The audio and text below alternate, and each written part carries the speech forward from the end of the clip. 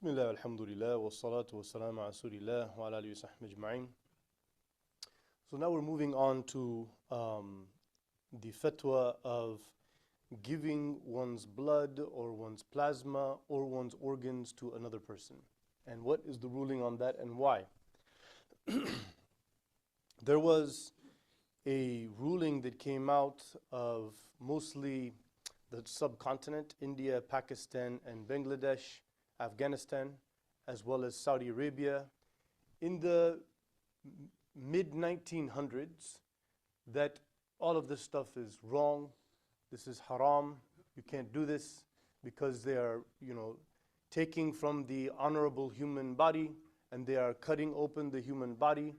And the Prophet ﷺ said, do not cause harm, and do not reciprocate harm. And the body is something that is meant to be preserved, and even after death and so forth. When it comes to after death, they utilized a hadith in which the Prophet ﷺ, he said, "La tumathilu bil mawta," do not disfigure dead bodies. And the problem with that whole usage is, number one, the first text is referring to causing harm to oneself or others in a way that is, reckless. It is, causing harm, right? Not causing, saving someone else's life in the process.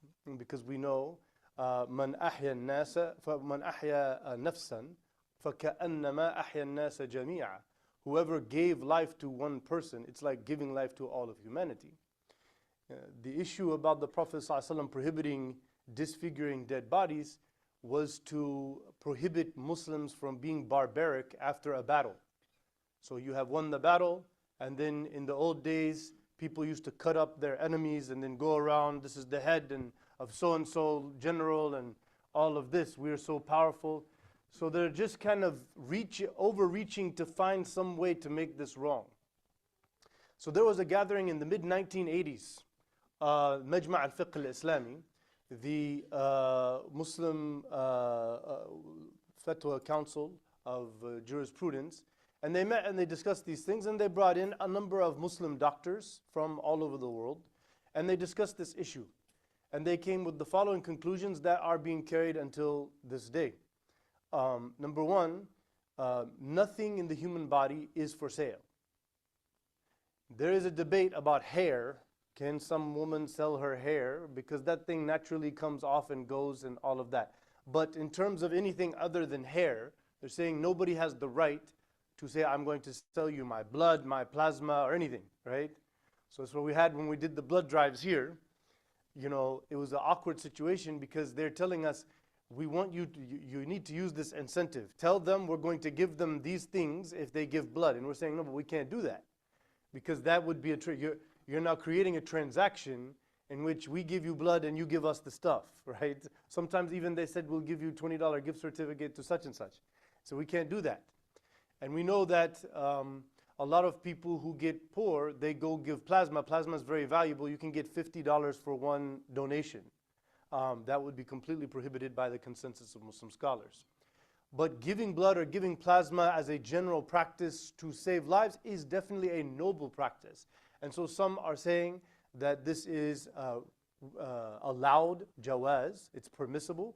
Some are saying, which I agree with, that it is highly recommendable that you would give your blood or give your plasma or your platelets so that people could have life. Because you did that, and you did that with the intention of having someone's life saved. Then when that person's life is saved, on your deeds is that. And it was simply you sat there for 15 minutes and they took it out. Or for the platelets, it's a little bit more of a process, They go through and they put it back in, And so that's the issue about giving blood. Now, giving organs for a dead person, the only prohibition that they said is, which you really don't have any control over it, so I don't know how this is going to be done, is that if someone is muharib li din illah, so for example, we're seeing, people, they're trying to use the scapegoat now that Netanyahu is the fall guy. You see Chuck Schumer went out there and threw his hat in the ring. He's going to solve the problem by getting rid of Netanyahu. The problem is not Netanyahu, the problem is Zionism.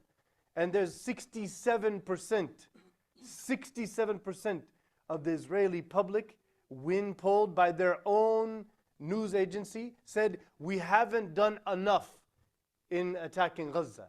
This is the majority of people said that what they've done is too little. You see, this is their whole society. We cannot give them our organs. You know, they have no right to that. These are enemies of Allah and His Messenger and the believers, right? So that's the only case where they said you cannot give your organ. Other than that, when someone has, if you put on that organ donor, I would say highly recommended, same kind of ruling they had, permissible, highly recommended, because you don't need your organs, right? And so when somebody is dying and they want to take that out, they will take that out of the body and they will go give it to the person. You do not need that organ, you're dead, you see? And so pressing that organ donation is a very good, noble thing. And there's absolutely no text whatsoever that would make any logical sense to not do that, right?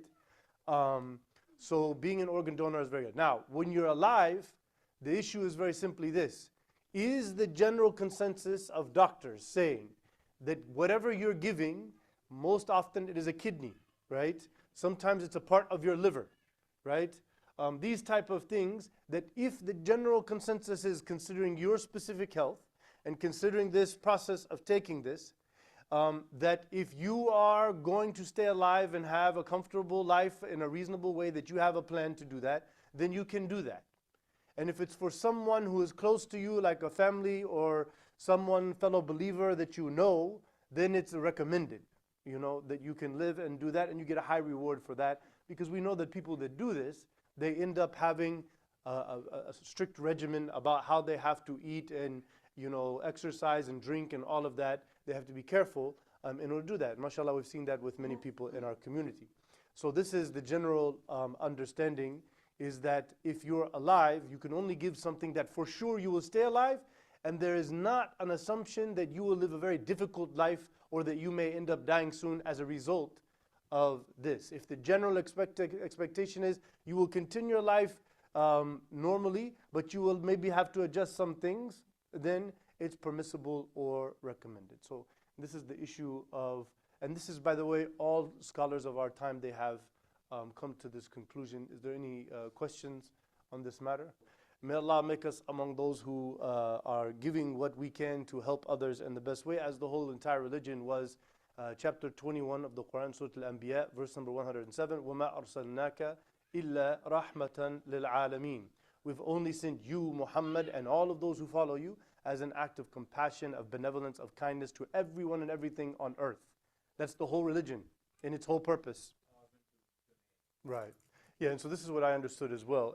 But just to be clear, because I wanted to mention this point, we just did a conference in Houston, and the consensus of the Assembly of Muslim Jurists of America and the Imams and scholars there said, do not resuscitate is an acceptable thing when it comes to a Muslim can say, you know what, if I'm going to die a natural death without getting all of these machines and medicines and all of these things, I'm fine doing that. This is not considered suicide, because you can trust in Allah. If it's Allah's will that I will live, I don't have to worry about machines. If Allah wanted me to live, I don't need a machine or a medicine.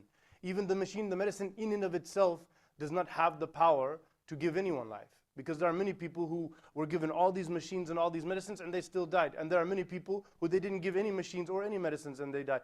So we know that that is a supernatural reality between Allah and the decision of that person to live or die. It doesn't mean that those things aren't helpful and that Allah did not create them. He did create them and gave us the knowledge to use them so that we could stay alive. But if you said, I don't want to use these things, right?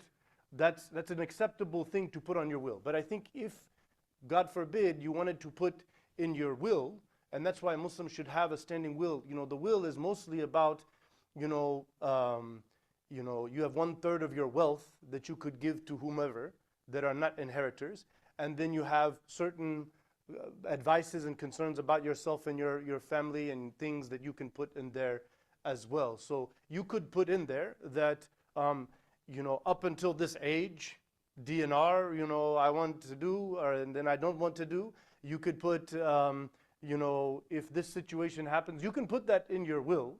And then, you have somebody, an executor. When you have a will, you have someone in your close family that has the access to that and has the legal authority to bring that and say, here's what it is, and so forth, if the question comes. But for me, I put the organ donation, and from what I understand is they would never let you die so they can give. So I've never heard of that, and so we can look into it further. But it's really the idea here is that some Muslims have this idea that you're still alive even if you're a vegetable sitting there, you know, and that life is a matter of taking decisions to us.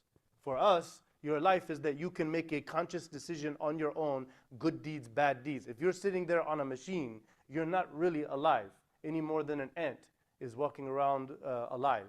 You see what I'm saying? Yeah. Okay.